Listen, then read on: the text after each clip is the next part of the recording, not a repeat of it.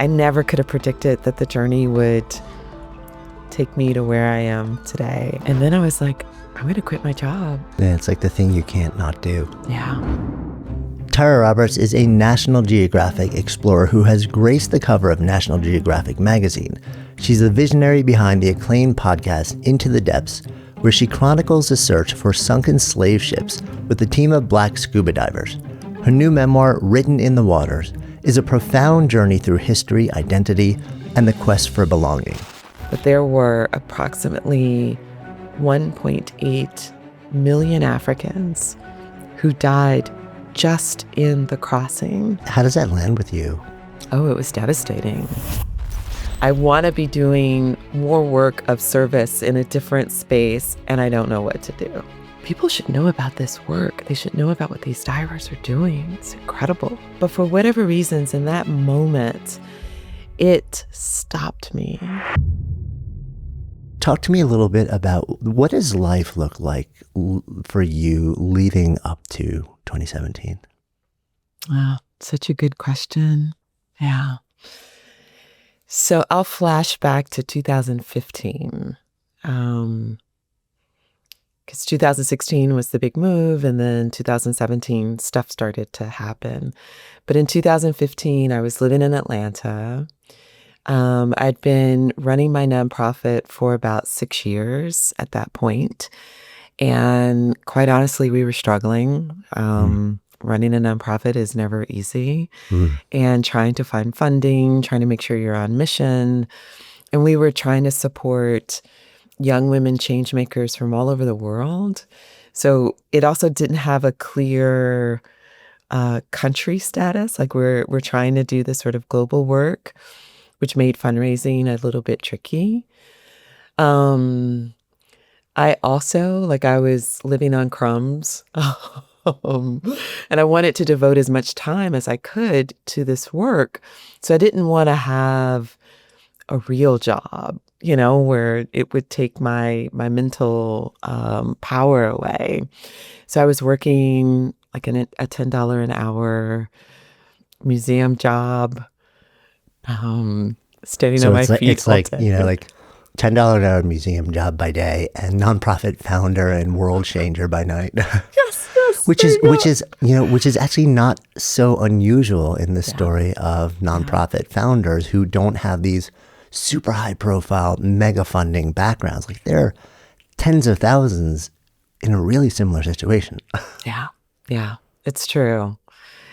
Running a nonprofit is not easy. Like my hats are off to all the people in this space and who are making it work. I found it really challenging, and my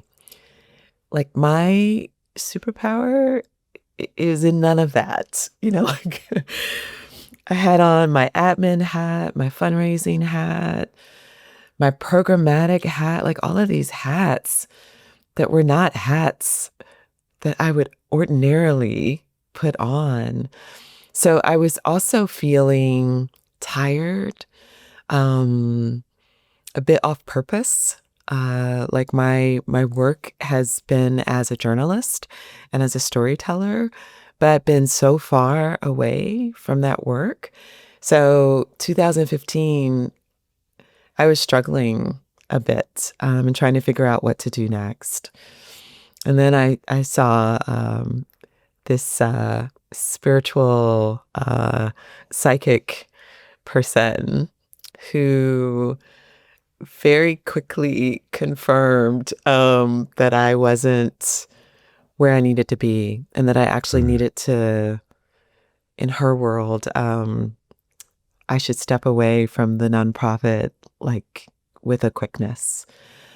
How does that land with you when you hear that? Because it seems like, this is so much of your heart at that point. Oh, it was devastating. I mean, this was my baby. And how do you step away from your baby? I put 6 years of my life into this, all my savings, all the things. I went all in for this nonprofit. So when she told me that, and I decided that I did need to step away, but I had a 2-year plan. I'm like, okay, I have to get somebody to step in. We've got to train. We've got to get it moving. But I saw her in October, and she was like, by the end of the year, you need to step Mm. away from this job. And I was like, are you kidding? What? I can't do that. You're like, thanks, but like I have to live in the real world. Right. But what's amazing is stuff happened that made what she suggested come true. Well, the story is before I spoke to her, I'd gone to a friend's wedding, a friend that I hadn't seen in a long time. And some of our mutual friends showed up at this wedding. And so one guy, I met all these friends in India, hadn't really seen them in a long time. And this one guy that I saw had just started, no, he'd already been working for this nonprofit that had offices in the US. And so we hadn't seen each other in a long time. And when we did, he was like, I'm in DC, you're in Atlanta, we should hang out. But you know how you say those things and then nothing really happens? So we had this connection in August. Then I see the psychic reader in October. She's like, step away. It's so funny. I think maybe a week later, and I'm in tears, just like, how do I do? What do I do? I don't know. But like a week later, that friend reached out to me. And he was like, I've been invited to speak at a conference in Atlanta, and I was going to say no to it, but I don't know. I just thought about you. And I was like, we said we should hang out. So what, are you there? If you're there, I'll come. And I was like, oh my God, that would be amazing. So he comes. And I tell him all my, I'm like, oh, she said, oh, what, and he said, I think your nonprofit was great. You did some good work, but I've always thought that you should be working for my nonprofit. Like it's a bigger footprint, had a really, deep space in the social entrepreneurial world. And he was like, you need to come work for us. And I was like, yeah. He's like, trust me, just send me your resume. So I did. And by December, they had offered me a job. And the job was in Washington, D.C.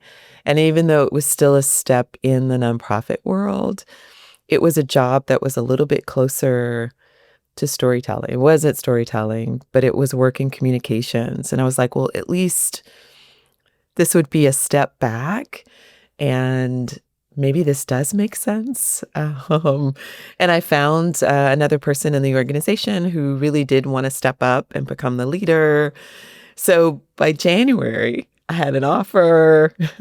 There's a new person that has stepped up to the organization, and I was free to move on to the next experience. So I did move to DC, and I think the universe works in just surprising ways, because that job got me to DC. And it was a great job. Like, it's a great company. It's a great job. But I found quickly that it also wasn't quite it. Like, this doing communications work is adjacent to journalism and storytelling, but it's really not that. And I don't think I realized that fully before. So yeah, I was like, wow, this So you isn't find quite yourself it either. right. You find yourself in a new city. This thing that you built for 6 years, you've kind of handed off at this point. You're in a new place, doing something where it's sort of like you think this is the next thing, and then you have this growing awareness that maybe not so much. Yeah. And yet you've left the thing behind, and I'm guessing like you're not thinking about going back to that at this point. Definitely not. No. And this is also what was happening for me. So now we're in 2016. Yeah. And this was a year, if you reflect back to that time, it was a year when conversations of race were big on the national stage in a way that they hadn't been in a long time. And all of my work before this had been in the gender equity space. So I've been trying to support women and girls all over the world and helping them, just have more agency and more support. And that I thought was happening, not just because of my work. It felt like there was a huge global effort, at least over the last 20 years, where things for women and girls have really shifted. We still got, a ways to go, but there was a marked difference. And so I was feeling like this was right for me to step away from the gender equity work. And I was really interested in stepping into the racial healing space because I really wanted to just help heal the space in some way. But I didn't know what to do. Like, this wasn't my world fully. I mean, I am a Black woman, so it is sort of always my world, but not really. And I tried to bring this lens to the nonprofit, which was doing some work in the space, but that wasn't that wasn't their Right. core mission. They had other things that they were trying to accomplish. And the work that they were doing didn't feel like enough for me. Like, I wanted to just go deeper. So I'm in this moment, if we sort of trace back to what is the moment like, where I've moved to this new city, as you just said. I'm working at a job that doesn't feel like it's quite the right fit. I want to be doing more work of service in a different space, and I don't know what to do. So that's where I was. And I was feeling off mission. Mm. Um, What does that feel like? it felt horrible. I felt sort of depressed, probably eating too much, not exercising.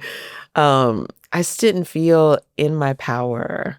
Mm. And I wasn't, by the way, like, I realized I wasn't that good at communications work either. I was like, I kept forgetting stuff. I'm like, oh, right, I need to be doing this. And I was responsible for social media. And I'm like, I don't really know what I'm doing. So I also wasn't showing up, I think, in a great way for my team. I was trying the best I could, but it wasn't one of my superpowers. So I'm feeling like I'm failing at the work that I am doing. And I just felt, like there's a yearning inside, or actually it's not a yearning, it's just a discomfort inside where I didn't feel right in my own skin. And I didn't know how to solve it.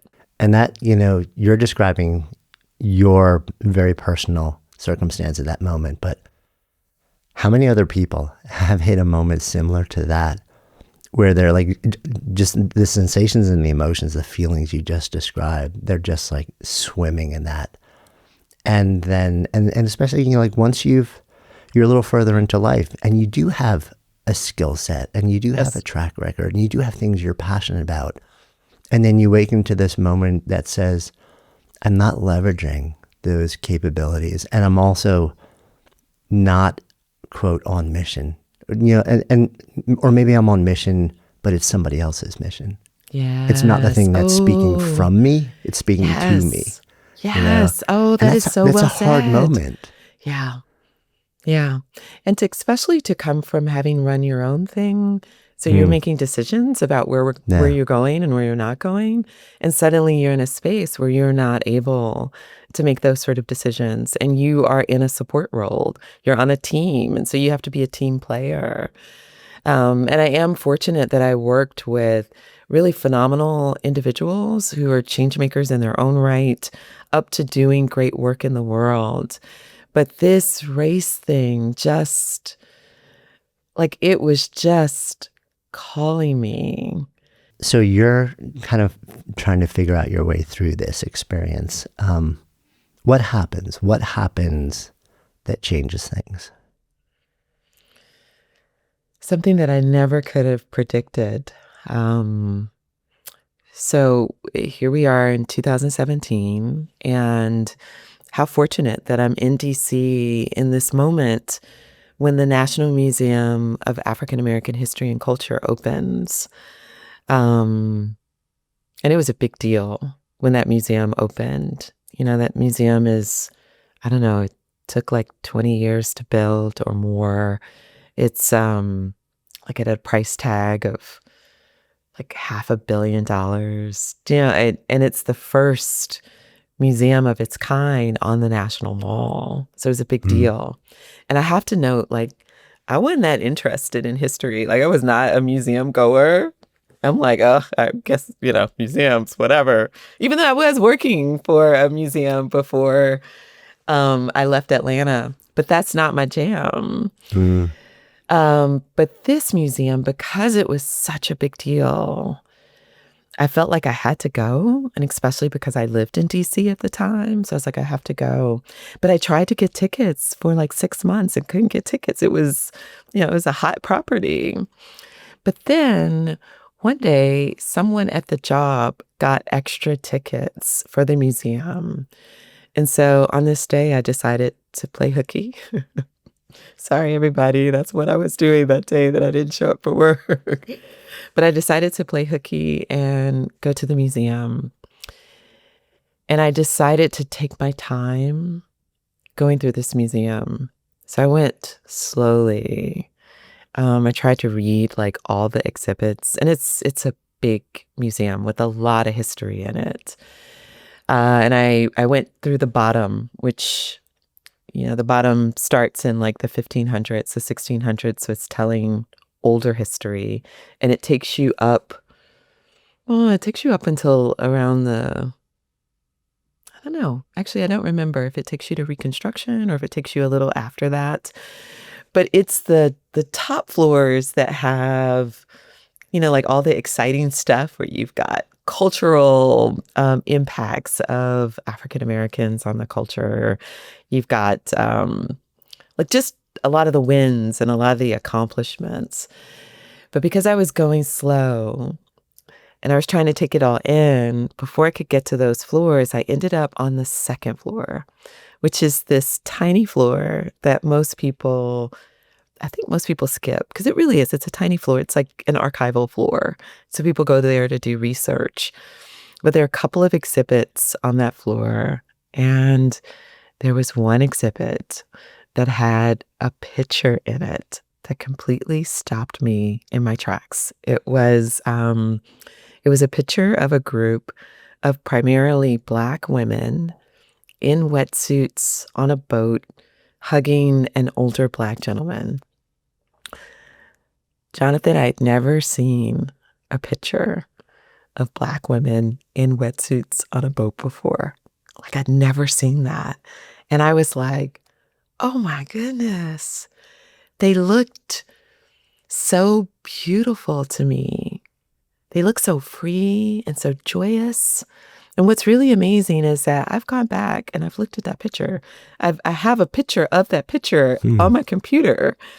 And it is not a picture that should have stopped me in my tracks. Like, it's not like this gorgeous portrait. It's a normal, it's almost like a photo. It's just like a snapshot. I mean, they're posing a little bit, but like, it's a regular picture. But for whatever reasons, in that moment, it stopped me.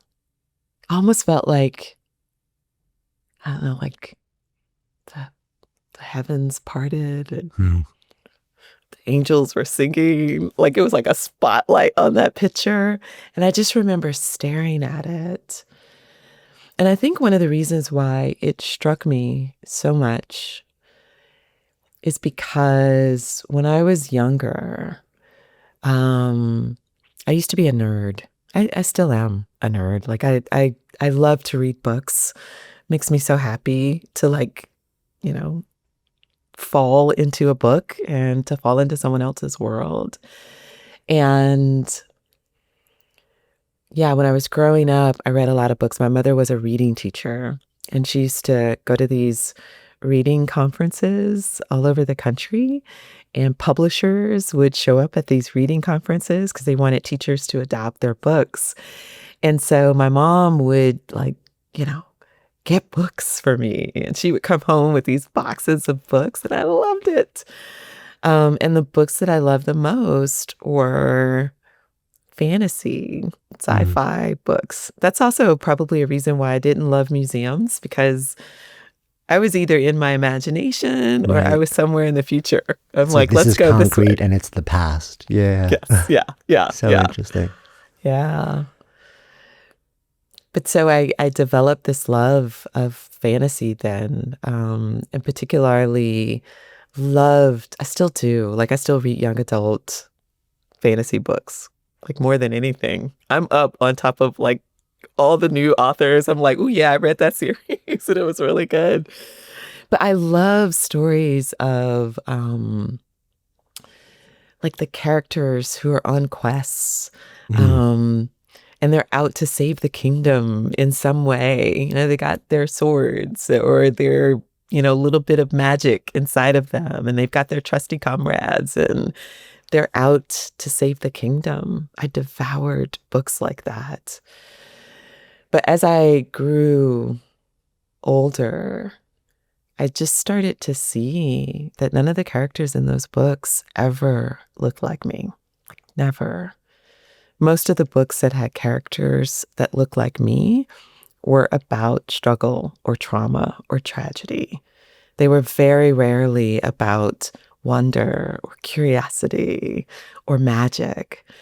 So I think somewhere in my mind, I began to believe that that type of adventurous life isn't for me. I mean, I knew I didn't have, like I wasn't going to go out with a sword and save the kingdom.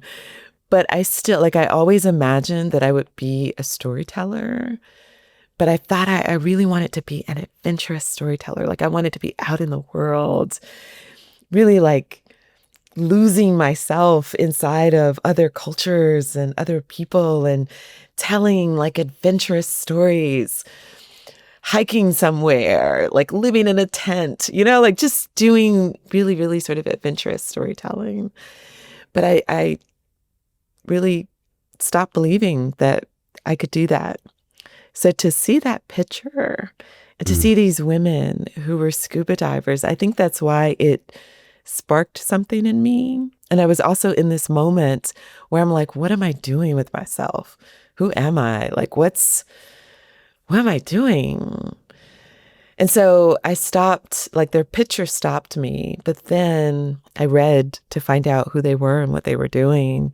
And I found out that they were a part of this group called Diving with a Purpose, and that their mission was to help search for and document slave shipwrecks around the world. And I was like, are you freaking kidding me? What? They're doing what? That's amazing. Like, not only are they adventurers, but they're on a real life quest to change something.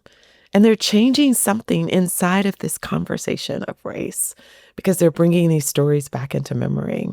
So I sat there for like an hour and I Googled them. I tried to read everything I could about them. The exhibit was one of those exhibits where you could, it's interactive. So you could pretend like you were excavating a ship. I stayed there for, for like 30 minutes playing with the exhibit and just feeling lightness in my body once again. And my body had felt so heavy before this, so like full of darkness and tiredness and ugh. But in that moment, I just felt, so light. Yeah. And it's, I mean, I guess you discover through, really deepening into this also that, okay, so this isn't a snapshot just of history. This is actually going on now. Exactly. Like this isn't something where, oh, how cool that, like they're out there and they did this thing and what an amazing thing. And what, they explored and they had this impact and, you're like, they're actually doing this now. Right. Like this is not over. No. So, and I'm guessing the seed gets planted pretty strongly. Like, okay, so if they're doing this now, how do I be a part of this? Yeah. I have to say, so I'm not a scuba diver. Like did we talk about that? I'm from Atlanta, Georgia, Mm-hmm. which, is landlocked. Like I didn't know anything about the ocean. But I did love the water and I was a swimmer. I would swim in pools all the time. And I love the water. Like I love to swim. So there was something that was really beautiful to me about this work that they were doing in the water. And at the same time, I didn't know if I could do that. Mm. So Yeah, I I mean, knew I wanted you're a to, storyteller. right? It's like Right? all of your past is like behind a camera, you're like writing, like editing, Yes. doing all this Yes. stuff, communicating, Yes. advocating, Yes. Yes. not Yeah. strapping on tanks and a mask and No. like going No. down underwater. No. No. I was like, I don't know about that, but I do feel called to them. So, and this is the universe, I think, works in really beautiful ways. Because if I was not working for the nonprofit that I was working for, I wonder if I would have reached out because I decided these people probably need funding. And my nonprofit gave out grants to people Mm. doing extraordinary work in the world. So I wasn't thinking, oh, I will become a diver with them initially. I was just like, how can I help support them? And so I reached out, and the gentleman in the photo is this gentleman named Ken Stewart, who at the time was 72 years young. I reached out to Ken, and he's like wonderful and so welcoming and warm. And I was like, hey, I work for this nonprofit. I came across your picture in the museum. I'm like, I don't know. Do you guys need funding? Can I nominate you for a grant from my nonprofit? And he was so funny. He was like, what? You got money? Yeah, we need money. Yes, yes. So I decided to nominate him, and I reached out to the folks at the nonprofit. I'm like, I met this incredible man, and there's this incredible group that's doing this fantastic work. I think we should support it. And the group was excited about him, and they were like, oh my God, let's start some conversations. So we started, I think we had maybe 3 conversations, long conversations where they were trying to figure out, is this the right fit? And ultimately they decided that it wasn't.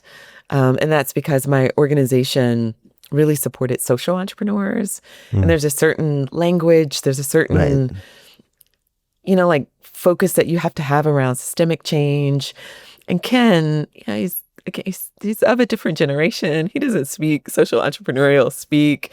So he just didn't hit the notes that they would need him to hit for their board to approve him. So that didn't work out. But maybe it was never supposed to work out because Ken and I became friends. And then he is the one that said the magic words and gave me the entree that maybe I wouldn't have given myself. Um, on our last conversation about the work of the nonprofit, he said to me, and he typically calls me by my full name. He just likes to say that. But he was like, Tyra Roberts, do you know that you live in the epicenter of Black scuba diving? And I was like, what are you talking about? I live in DC. And he was like, that's what I'm talking about. All the incredible cats are right there in DC. And I was like, are you serious? He's like, yes. The guy who founded the National Association of Black Scuba Divers, this guy named Dr. Albert Jose Jones, right there in DC. The oldest Black scuba diving club in the United States, right there in DC. A lot of the instructors for diving with a purpose, right there in DC. So he was like, do you want to come dive with us? He was Mm. like, if you want to come dive with us, I will get you in a class immediately. And I was like, yes, yes, yes, yes, I do. I want to do it. Yes. So Ken got me into the club. It's called the Underwater Adventure Seekers. They have been around since the 1950s. Is that incredible? Like the 1950s. Um, And they had a class that had just started. So again, the way the universe works. So he got me in the class, and it was there. So I still wasn't thinking about doing storytelling. I was just so excited to have permission to be a part of the work. And I just wanted to help. I was like, well, I want to dive and help bring this history back into memory. But as I trained with them, and they are serious trainers, like, you can go get your scuba certification in a weekend at a resort. Not with the underwater adventure seekers. They are like, no, no, no. We treat this very seriously. So it's a 3-month-long course. We spent 1 day a week in the pool, and then a second day of the week in the classroom with our textbooks. So like 3 months, no joke, learning. And it was during that process that I got to know the divers. And I was like, these are some of the most incredible human beings, all volunteers, generous, kind, funny, crazy. I was like, wow. And then I also got to know a bit more about the work of diving with a purpose and more about the ships. And I was just like, wow, people should know about this work. They should know about what these divers are doing. It's incredible. And then I was like, wait a minute. I'm a journalist. I'm a storyteller. Maybe it's like I it's can all help coming tell the together. story. Yes. Right. Yes. Yeah. I was like, this would be a worthy story to tell. So I asked Ken and their board if I could help tell their story, and they said yes. And I was like, I'm all in. So I trained with them. It took a couple of months. I got their permission. And then I was like, I'm going to quit my job. Like, I want to go all in with this. And I didn't have a real plan. Like, I didn't have an assignment. I'd been so long out of the journalism world. I think I was like, I don't even know editors anymore. So no one was checking for this work. I didn't have funding for it either. But I was like, I have to do this. Yeah, So I'm it's going like to the do it thing no you matter can't not what. do. Yeah. I was like, some kind of way it will work itself out. I have a little bit of savings. So I'm going to go all in. And they were doing missions all over the world. So they were doing missions in Mozambique, in South Africa, Senegal, Costa Rica, St. Croix, all around the US. And I was like, I don't want to do this like on the weekend where I'm like, oh, hi, where are you? Maybe I can come in for a day or two. I was like, I want to go all in. And the only way to do that is to do this full time and to really travel with them.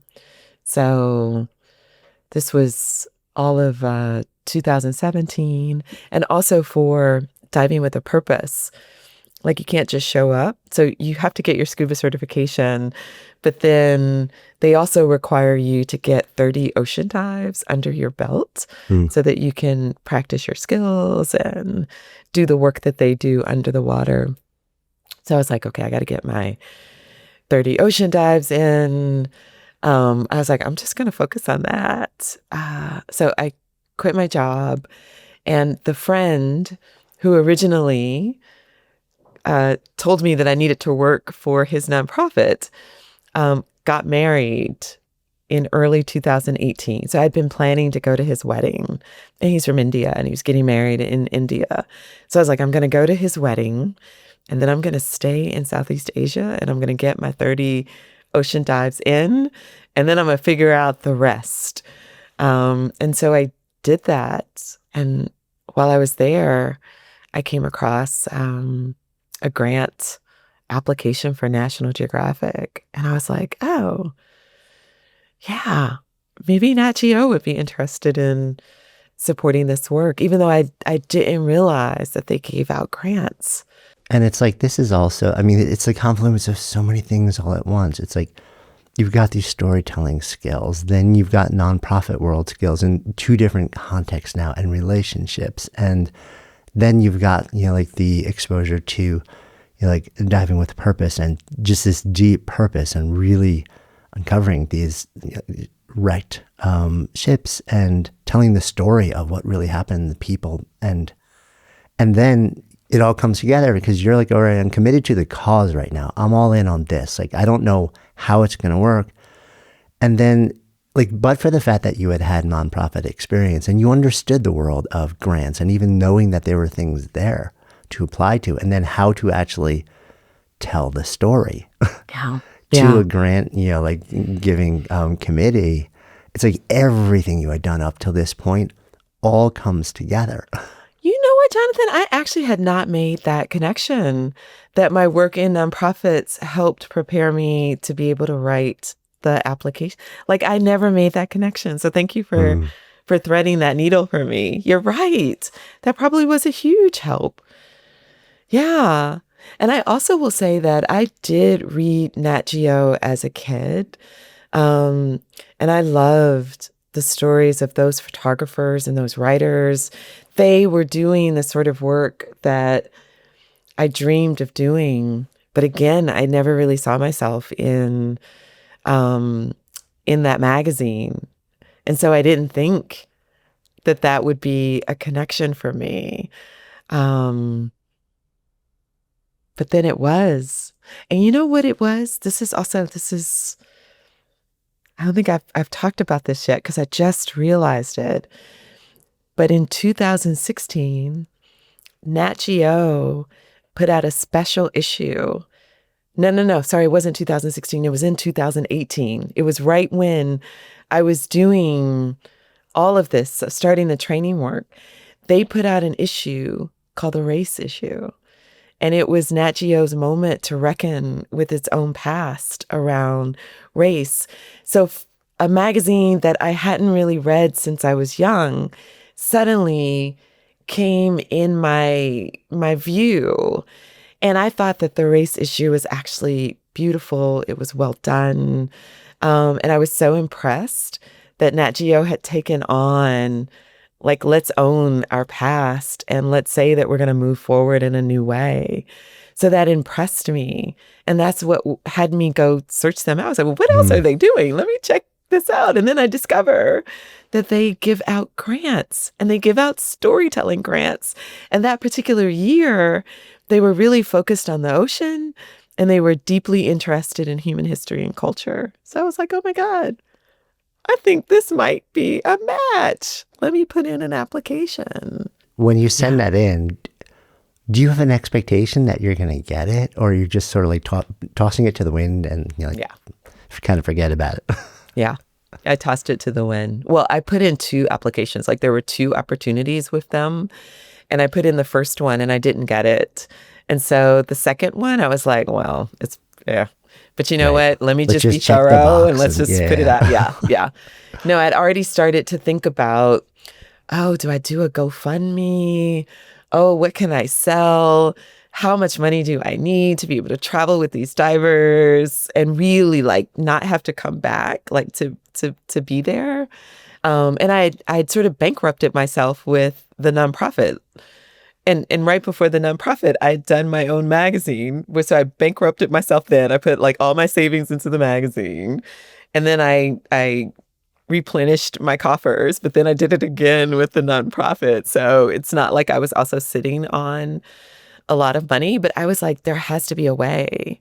And even if I have to like shoot things myself, I can't travel necessarily with a crew, which I didn't really know how to travel with a crew anyway. That's not really how I tell stories. But I was like, I'm going to find a way to do this. It will work out somehow. If not National Geographic, it's something. I started looking at, I was like, well, could I be a correspondent in South Africa? Like, could I? And then I could travel back and forth from South Africa to Mozambique. And then maybe I could find a way to do something in Senegal. I was just trying to be creative and spitball a way to make it happen. But then So I applied in like March or February, somewhere around there. And I didn't hear back until September. So it was a little nail bitey. But then September, I get the notification and it says, congratulations. So that gave me a small grant. It wasn't a huge grant, but it was enough to be able to travel. And that's what started this whole journey. I never could have predicted that the journey would take me to where I am today. I just thought I would write. And actually, that was what my proposal was to write blog entries about my travels. So originally, I was just writing 200-word blog entries. And then I realized after being on the road for, I don't know, like 4 months or so, I was like, I cannot tell this history in 200-word blog entries. There's so much here. Like, this is a treasure trove of story. And it's not just the divers, and then there are a bunch of divers. So I could tell individual stories about all the divers. It's not just the ships, even though I could tell individual stories about the ships. But it's also about the transatlantic slave trade. But it's not just about like the transatlantic slave trade, one big broad story. It's Mozambique's interaction with this ship and with this trade. It's South Africa. It's Senegal. I also ended up going to Benin and Togo. Like, it's all of these countries have a relationship to this history. And there are like a million stories inside of each one of those. So I was like, oh my goodness, there's so much here to tell. So that sent me back to NatGeo. I was like, okay, y'all, I think there's more stories here. And I started to hear the stories. I traveled with my recorder. I traveled with a camera and a video camera, and I tried to record it in as many mediums as possible. But I quickly realized I'm not a filmmaker, and I'm okay with that. Hats off to all filmmakers in the world. Like, it is not easy to tell a story on the road in that way. So you got to worry about batteries and sunlight, and it was too much for me. But my trusty audio recorder, which I was using to just record all the interviews so that I'd have references for the blogs, I was like, there was something magical about all of the accents that I was hearing and all of the people that were speaking about their perspectives in their own words and their own ways. I just started to hear the story. And I thought it was a podcast. I was like, this should be a narrative podcast. So I went back to NatGeo, and they named me a storytelling fellow and gave me more funding so that I could produce this podcast called Into the Depths, which is only 6 episodes. But it tells But it makes a big story. impact also. Like, this lands and it gets a lot of attention because it's gorgeous storytelling and it's important storytelling. And it's like, you know, it's deep and it's thoughtful and soulful. And so when that lands, I mean, it's interesting. So you're going through this journey of saying, okay, first I have to do this thing. I don't even really know what it is or what my role is going to be. Just saying, all right, I'm going to go hang out at my friend's wedding in India. I'll get in my 30 dives. Discovering this, like small grant from NatGeo, and then realizing, okay, this is giving me enough money to go down and actually start to do the thing and to dive yourself also. And then realizing through conversations, oh, this is so much bigger than I thought it was.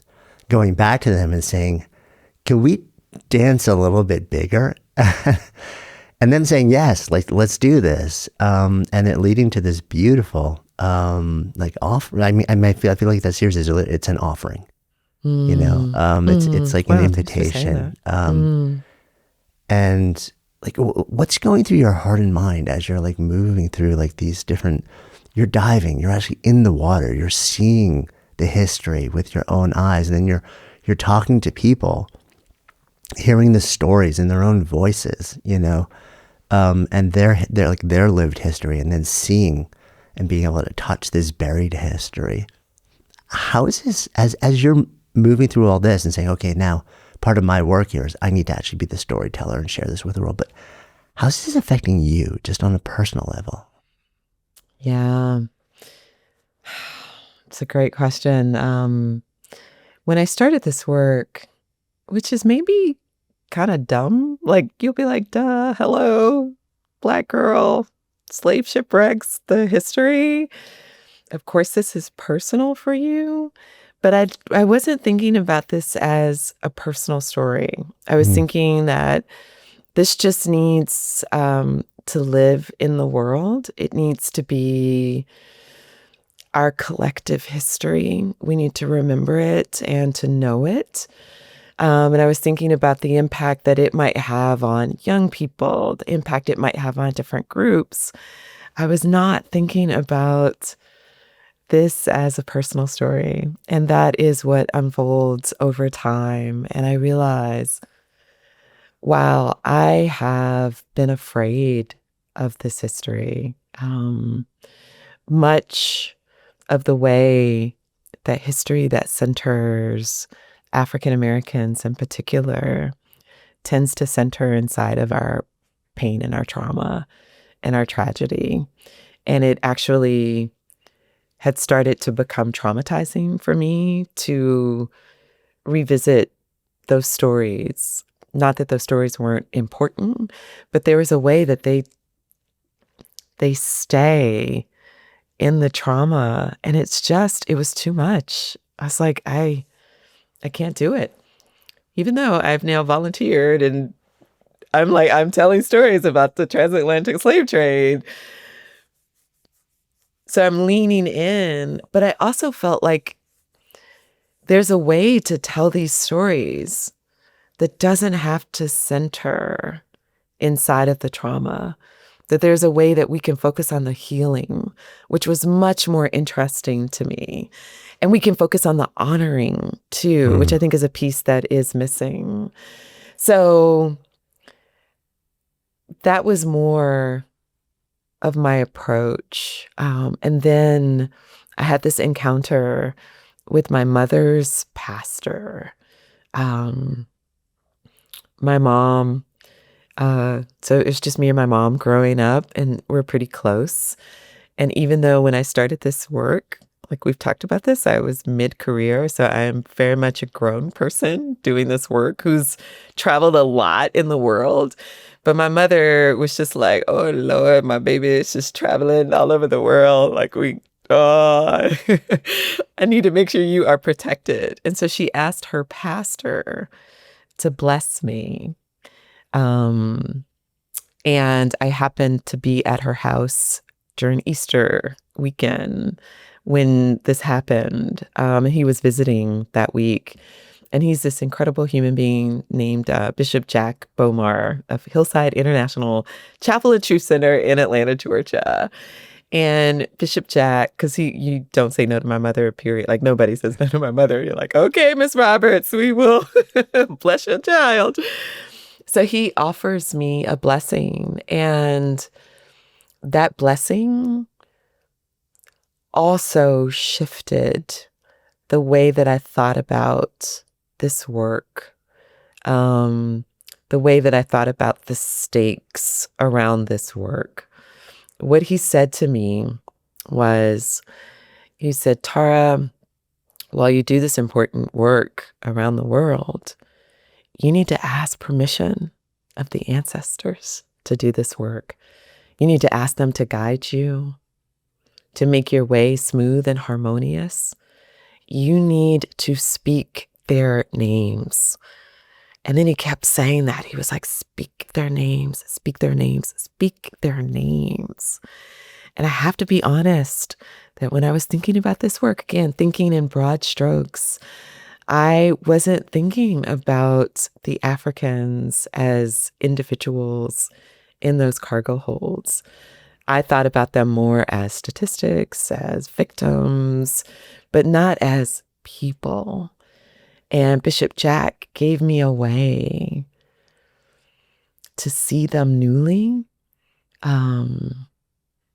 he made me realize, and like here's a stat that also hit home and that helped me ground what he was saying, because I didn't know this until I started this work, but there were approximately 1.8 million Africans who died just in the crossing from Africa to the Americas.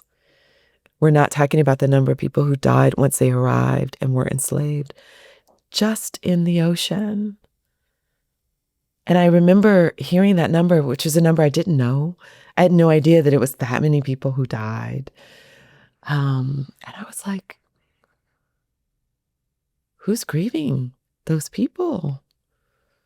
Who's even acknowledging that enormous loss of life? Who's honoring them?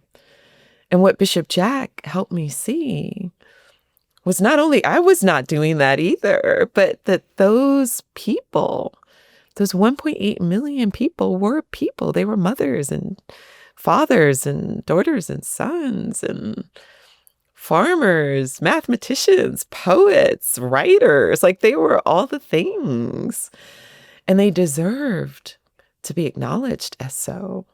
So that deepened the work, and it made me think that this is not just healing of the present, but there's an opportunity to heal the past.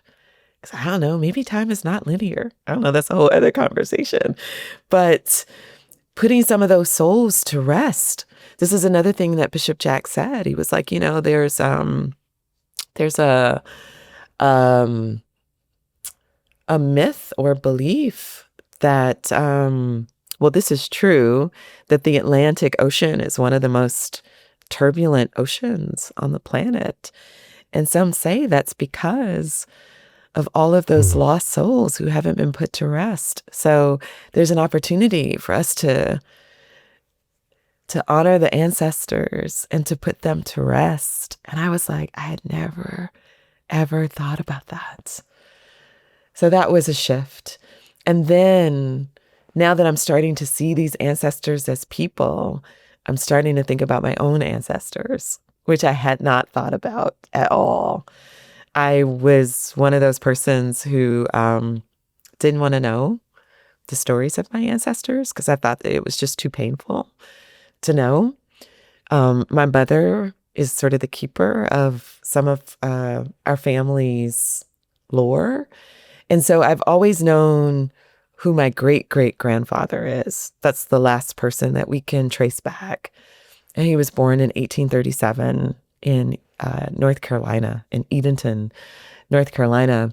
And so we've always had a picture of him on the wall, but I wasn't curious about him at all. I never asked stories, didn't want to know, because he was born enslaved. And I was like, oh, it's too much. I can't even embrace that. But being a part of this work, meeting some of the descendants of people who came over on the ships, particularly the Clotilda, which is a ship that was found in Mobile, Alabama. It's the most recent ship that was found. Meeting those people who know the stories of their ancestors and who are so proud of their ancestors, it gave me a little courage. And so I ended up hiring a genealogist to see if I could trace back to a slave ship. I couldn't. But I learned some stuff about Jack, that Jack is my ancestor. That I was like, oh my God, I was so afraid to know this man's story. But his story is incredible. He was born enslaved, but he bought like over 175 acres of land. What? I didn't know that. I also found out that he fought in the Civil War. He was a part of the United States Colored Troops. What? Like my family, we didn't know this information. Here's this guy who's contributing, who's, like his life was more than the sum of his enslavement.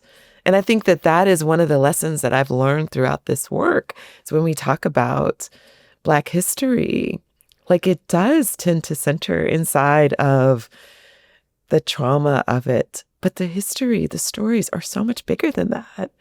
It's stories of resilience. It's stories of resistance. It's stories of creativity. It's stories of survival. It's all of these stories.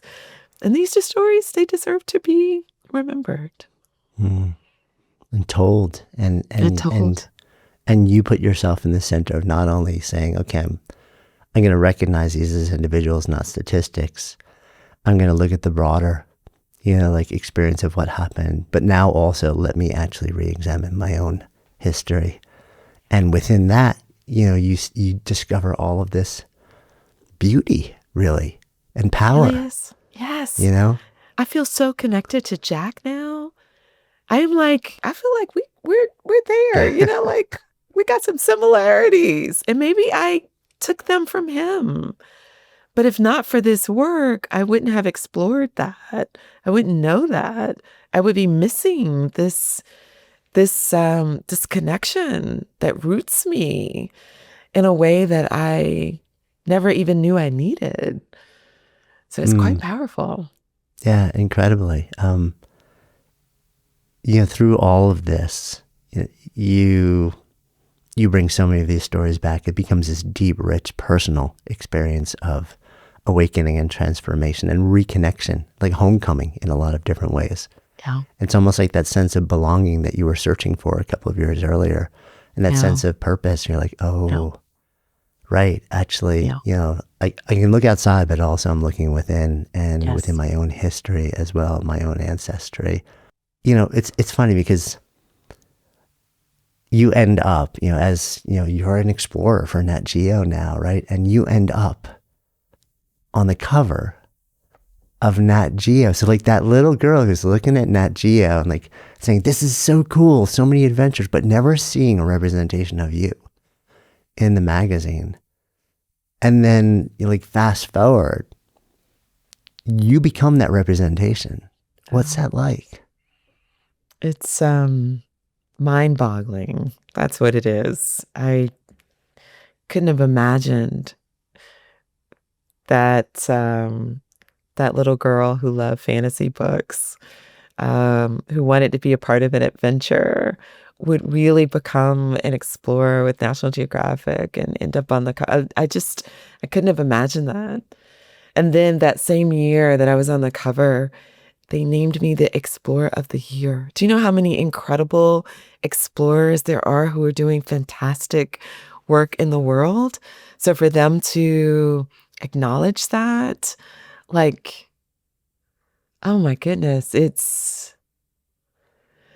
I think about what that picture did for me in the museum. And I imagine that maybe this moment might be that for some other little girl who's like, if she can do it, I can do it too. And of course she can, so it feels incredible. And it also, what is also amazing is, National Geographic is an iconic, huge brand. And they leaned into this storytelling. And they leaned in partly because people from all over the world were curious and interested. So sometimes it feels like this history in particular is siloed, that it is a history that people are not interested in. But what I'm hearing, what I'm seeing, what I'm experiencing is such a widespread interest and astonishment and excitement to learn more. And it feels like mission accomplished. That's really what we set out to do, was to just bring this history back into memory, because it deserves to be there. Here's one other stat that I'd love to throw out there, because I think this also contextualizes it. I learned that there were 12,000 ships that brought Africans to the Americas.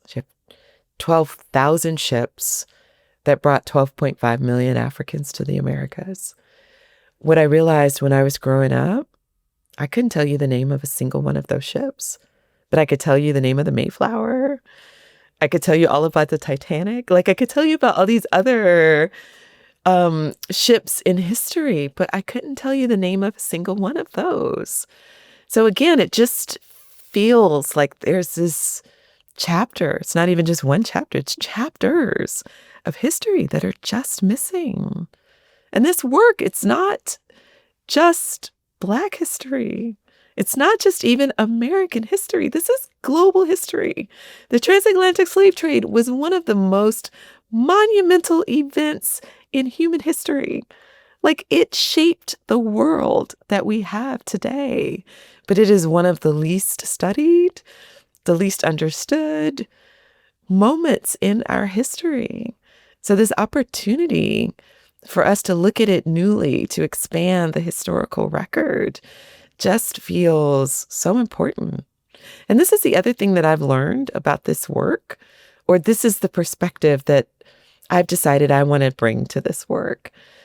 The trade was also the thing, like more than anything else in history. And that's because it lasted for 400 years. But it is the thing that connects the world of the Atlantic in a way that cannot be undone. Like Africa, Europe, North America, South America, the Caribbean, we are a part of each other. If you think about the transfer of cultures, of religions, of philosophies, of ideas, of goods, of people, of finances, like we are so deeply interwoven with each other. It's like if we lean into that idea of that connection, could that potentially change how we think we're responsible for each other? And then what changes? So this, to me, it just feels like it is such important, profound memory work, and it's profound healing work, and it's profound connecting work. So I just feel like I can't believe that scuba diving like entered my life and changed it in this way and got this sci-fi fantasy girl to be all in the past Yeah. and enjoying being in the past. So it feels incredible. And can you imagine,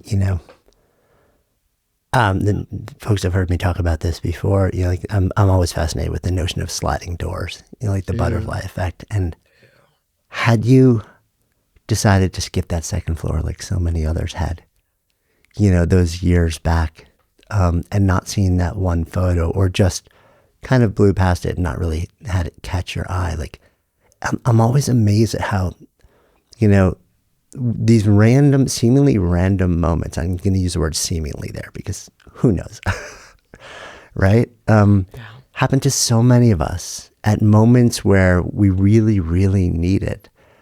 And we're attuned to it, I think, sometimes because we're suffering, and that suffering leads to an openness.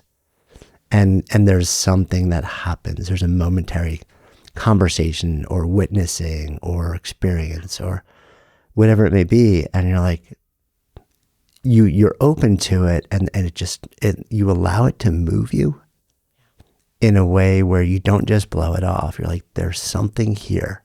Yeah. But like that catalyst, do you ever wonder, have you ever wondered what would have happened had you not gotten that ticket on that day or seen that photo? I wouldn't be here talking to you probably. Yeah. Yeah. Yeah. I mean, it could have been a divergent path that would have taken me somewhere else. I feel thankful and grateful every moment. I feel thankful and grateful for the feelings of discomfort that I had. Like, thank goodness I felt uncomfortable. And so uncomfortable that I knew something had to change. And I wouldn't say that anywhere along the path that I could have imagined the next steps or the next steps. All I could do was take the step towards this feeling of lightness and this feeling of joy. And it feels like that is our task. Well, maybe that's a little too much to make it a task for us. But if there are folks who are listening and who are like, who are suffering, And we're in a moment where there's a lot of change happening. It's a lot of difference, and a lot of people are being impacted in many, many ways. And some folks are like, what is next? And how do I move myself along? And I think I've just begun to believe that your body talks to you. I think the universe talks to you. It's all of these little, but it's small things that it tells you. And if you follow that feeling of lightness, like that's the guide. When I think about those divers, those Black women, like I felt such joy and such happiness. And I wanted to chase that feeling of joy and happiness. And when I wasn't chasing them, I felt heavy and tired. So, do you know, like it's that, it's a tiny thing. It's just like, oh, what makes me feel better? Ah, what else makes me feel better? What makes me feel better? And let me keep listening to that. And I know it can be really scary. Like, people have mortgages and we have egos and we've got titles that we're chasing. But sometimes you gotta like trust and just follow. You gotta follow the quickening. Yeah. Yeah. This feels like a great place for us to come full circle as well. So in this container of Good Life Project, if I offer up the phrase to live a good life, what comes up? Sometimes I say this during my book signings.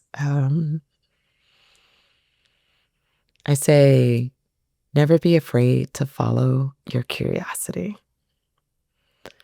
So maybe that's what it means to live a good life. It's just to follow your curiosity. Just to trust that. Follow it. There's a way your soul is speaking to you by sparking your curiosity. Thank you. Yeah. If you haven't yet subscribed to the show, it would mean the world to me if you took just 2 seconds to tap on that subscribe button. It helps us grow our Good Life Project community and continue creating the best possible show that we can for you. And it ensures you'll never miss an episode.